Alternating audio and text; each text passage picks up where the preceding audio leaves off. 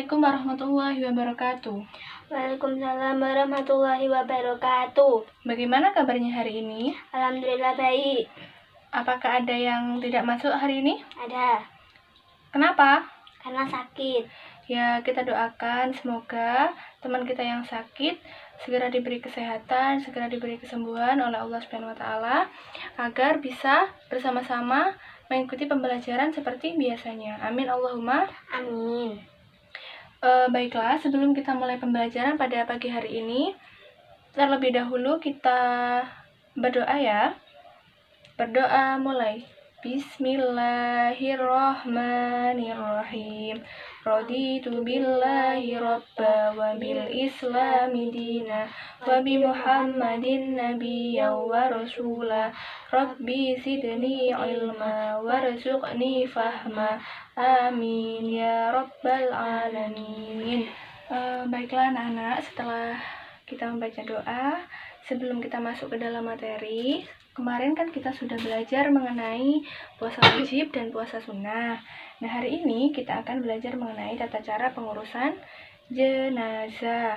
Nah, sebelum kita menggali lebih dalam bagaimana sih tata cara pengurusan jenazah itu, pernah nggak sih kalian ini memikirkan atau kalian ini membayangkan tentang suatu kejadian seperti banjir, tanah longsor, ataupun gempa yang terjadi di kota-kota orang.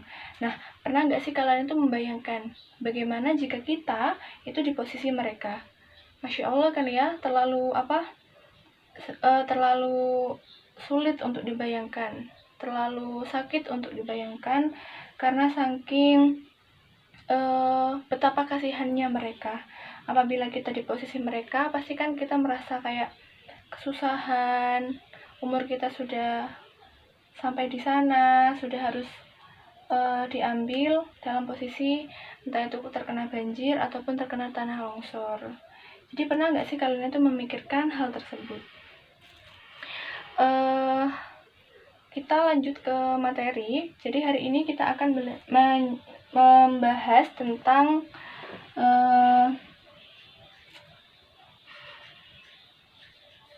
tata cara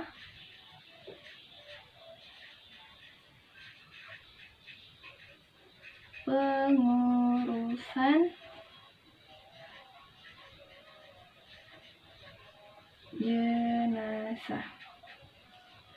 Nah, mungkin dari lulusan SMP ataupun dari lulusan MTS itu pasti sudah mengetahui ya. Mungkin kalau di MTS itu di mata pembelajaran fikih itu sudah dijelaskan tentang bagaimana tata cara pengurusan jenazah. Kemudian kalau anak-anak SMP biasanya pada mata pelajaran PAI dan Budi Pekerti juga sudah dijelaskan tentang tata cara pengurusan jenazah. Nah, sebelum kita mengetahui bagaimana sih tata cara pengurusan jenazah itu, kita tuh perlu mengetahui tentang hal-hal yang harus kita pahami bagaimana suatu kondisi jenazah itu. Jadi sebelum jenazah itu diurus, dirawat, itu kita harus mengetahui terlebih dahulu kondisi jenazah itu. Sudah benar apa belum? Sudah baik atau belum? Jadi ada 4 hal. Yang pertama, jenazah ini harus kita pejamkan dulu matanya. Nah, jadi ketika kita pejamkan matanya, dalam hati kita sambil memohon ampunan kepada jenazah tersebut, memohon ampunan semoga apa yang telah dilakukan oleh jenazah tersebut diampuni oleh Allah Subhanahu wa taala. Kemudian yang kedua, tutuplah sebagian dari auratnya. Dan yang ketiga yaitu tempatkan jenazah tersebut pada tempat yang jauh dari binatang. Kemudian yang terakhir, yang keempat, yaitu bagi keluarga ataupun sahabat ataupun teman dekatnya itu tidak dilarang untuk menangisi. Jadi keluarga itu kan biasanya menangis kalau ada jenazah meninggal, itu tidak apa-apa, diperbolehkan. Nah, setelah kita mengetahui kondisi jenazah ini sudah baik, nah habis itu barulah kita mengurusi jenazah. Tata cara pengurusan jenazah ini ada 4, seperti yang sudah kalian ketahui mungkin ya. Yang pertama yaitu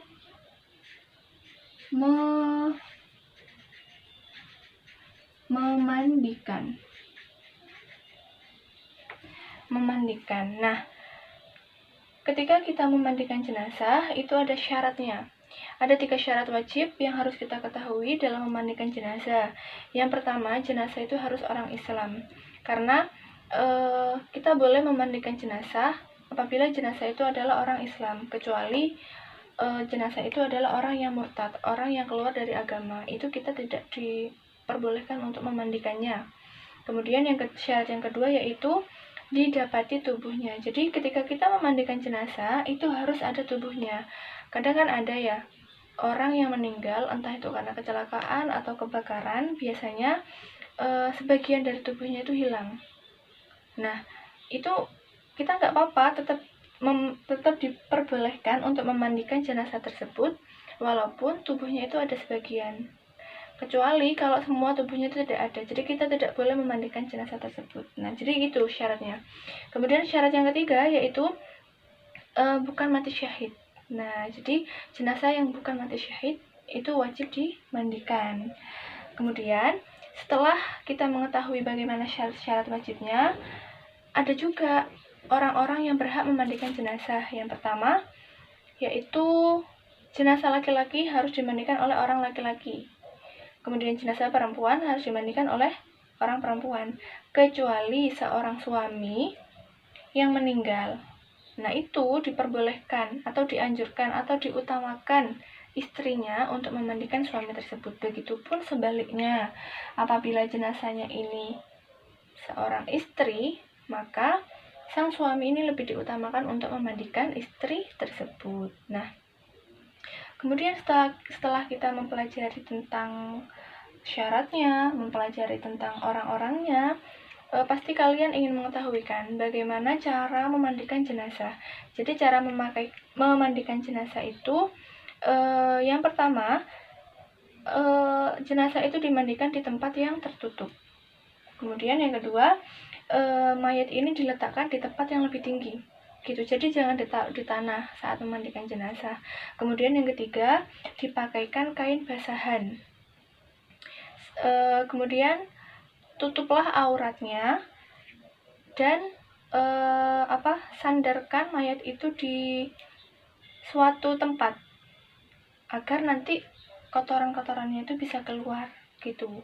Dan setelah kita membersihkan semuanya, setelah sudah bersih dari najis-najisnya, kemudian kita mensucikan atau mewudukkan mayat tersebut.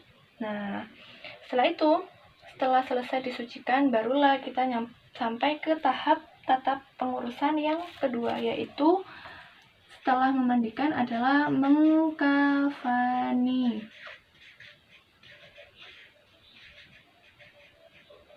Nah, mengkafani. Jadi kain kafan. Jadi gini, seorang jenazah itu ada syarat-syaratnya. Seperti jenazah laki-laki itu harus terdiri dari 3 lapis. Apabila jenazahnya itu perempuan, maka terdiri dari 5 lapis.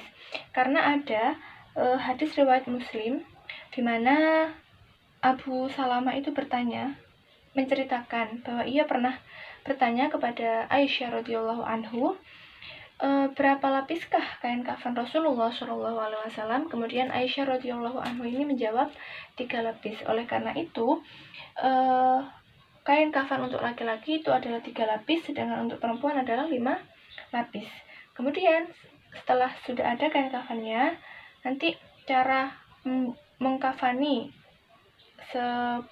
seorang jenazah tersebut yaitu dengan menghamparkan helai demi helai kain kafan, kemudian menaburkan kapur barus dan meletakkan mayat itu di atasnya. Kemudian kita bungkus, kita kafani. Dan itu pun saat kita mengkafani itu tidak boleh asal-asalan, tetapi harus dengan rapi dan baik, harus tertutup semuanya.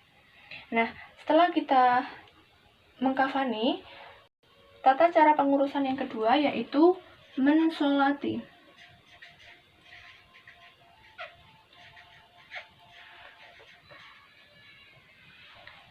Yang ketiga yaitu mensolati. Nah, jadi gini, orang yang meninggal dunia itu dalam keadaan Islam itu berhak untuk disolati, sebagaimana dengan sabda Rasulullah SAW, sholatkanlah orang-orang yang telah mati. Hadis riwayat Ibnu Majah. Jadi kita apabila ada orang yang meninggal, setelah dimandikan, setelah dikafani, itu kita sholati seperti itu.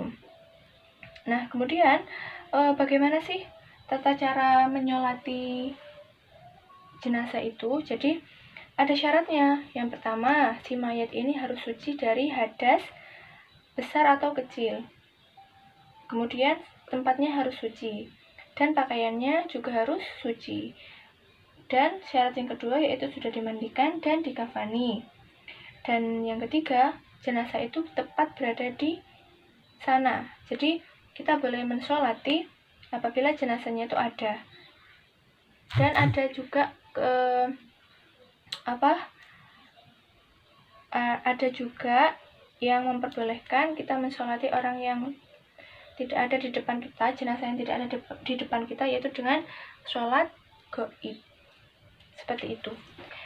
Nah, setelah kita mengetahui syarat-syaratnya, kita langsung ke tata cara penyolatan jenazah. Nah, jadi tata caranya itu seperti ini. Jenazah itu diletakkan di tempat di depan kita, orang-orang yang akan menyolati.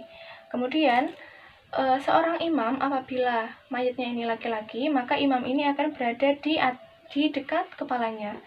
Apabila jenazahnya ini perempuan, maka si imam ini akan berada di dekat perutnya. Jadi tata cara penyolatan jenazah ini, mula-mula kita para jamaah itu berniat terlebih dahulu.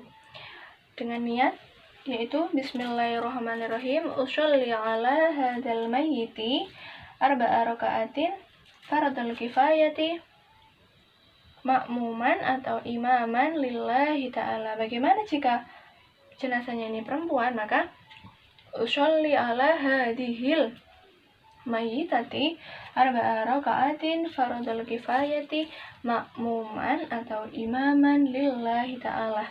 Kemudian takbir yang pertama, Allahu Akbar.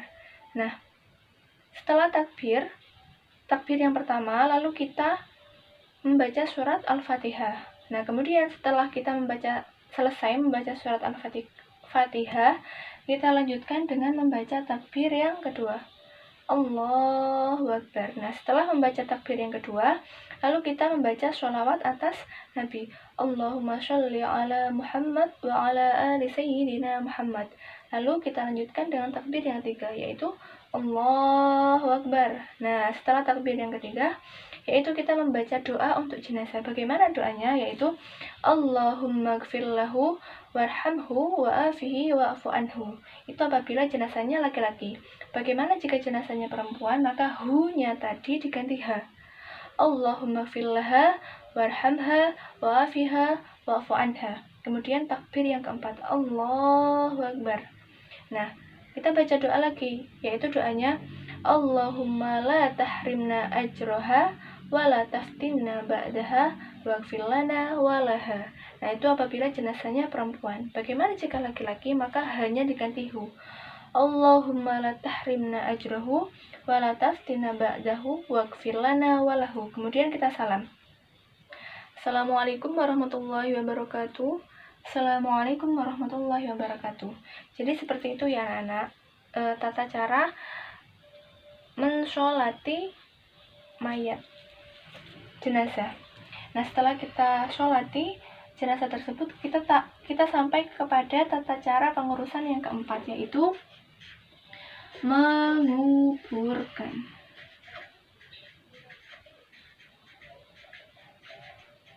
Nah, pada saat kita menguburkan, Rasulullah Shallallahu Alaihi Wasallam itu menganjurkan agar jenazah itu segera dikuburkan, dan alangkah lebih baiknya dikuburkan siang hari atau pagi hari. Diperbolehkan dikuburkan pada malam hari, akan tetapi apabila ada keadaan yang darurat. Nah, itu. Kemudian Rasulullah Shallallahu Alaihi Wasallam juga menganjurkan agar kita ini meluaskan liang kubur. tempat jenazah itu. Nah, kemudian di dalam kubur itu Rasulullah SAW juga memperbolehkan apabila di dalam satu kubur itu terdapat 2-3 mayat. Nah, jadi seperti itu ya. Kemudian apakah ada sih bacaan-bacaan pada saat menguburkan? Itu ada. Saat kita menguburkan mayat itu ada bacaannya, yaitu Bismillahi wa ala millati Rasulillah, dengan nama Allah dan nama agama Rasulullah. Jadi seperti itu. Kemudian saat kita menguburkan itu juga ada larangan-larangannya. Jadi kita yang menguburkan itu dilarang untuk memperindah tempat kuburannya, seperti mengecat kuburan, kita membuat tempat duduk, ataupun kita membangun sesuatu di atas kuburan, itu dilarang oleh Allah Subhanahu wa ta'ala. Jadi seperti itu. Dan ketika sudah dikuburkan, diharapkan ahli waris atau keluarganya itu dapat melunasi hutang-hutang dari jenazah tersebut semasa hidupnya. Jadi seperti itu ya anak-anak, tata cara pengurusan jenazah. Nah, mungkin dari penjelasan ibu tadi ada penjelasan yang kurang dipahami, atau ada perkataan ibu yang dirasa cepat atau bagaimana? Ada yang ditanyakan? Tidak. Oh tidak, berarti sudah bisa dipahami ya? Ya. Ya, alhamdulillahirrahmanirrahim. Jadi gini, kenapa sih kita ini penting belajar tentang tata cara pengurusan jenazah? Karena nanti diharapkan kalau kita sudah besar di lingkungan masyarakat, saat ada orang yang meninggal, tetangga kita yang meninggal, jadi ibu itu berharap kalian ini bisa ikut serta dalam pengurusan jenazah. Oleh karena itu, pembelajaran tata cara pengurusan jenazah ini sangat penting sekali untuk diajarkan kepada kalian semuanya. Nah, mungkin bisa disimpulkan ya. Jadi pembelajaran pada pagi hari ini bisa disimpulkan bahwa tata cara pengurusan jenazah itu ada 4. Yang pertama yaitu memandikan, kemudian yang kedua mengkafani, yang ketiga yaitu mensolati, dan yang terakhir yaitu menguburkan. Ya, jadi tata cara pengurusan jenazah itu ada 4. Sebelum ibu tutup pembelajaran pada pagi hari ini, ibu mau memberikan tugas kepada kalian. Jadi untuk minggu depan ibu akan mengadakan praktek tata cara pengurusan jenazah.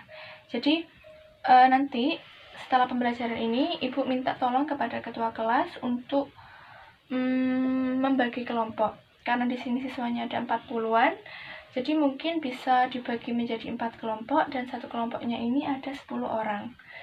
Jadi nanti minggu depan ibu akan minta kalian semua untuk mempraktekkan bagaimana tata cara pengurusan jenazah yang telah dipelajari pada pagi hari ini. Dan dari setiap kelompok harus ada 1 anak yang ikhlas menjadi jenazah.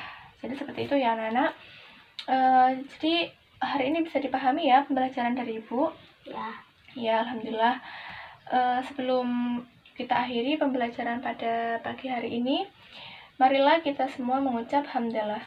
Alhamdulillahirabbil alamin. Sekian dari ibu. Kalau ada yang kesulitan bisa ditanyakan di kantor. Kurang lebihnya mohon maaf. Wabillahi taufiq wal hidayah. Wassalamualaikum warahmatullahi wabarakatuh. Waalaikumsalam warahmatullahi wabarakatuh.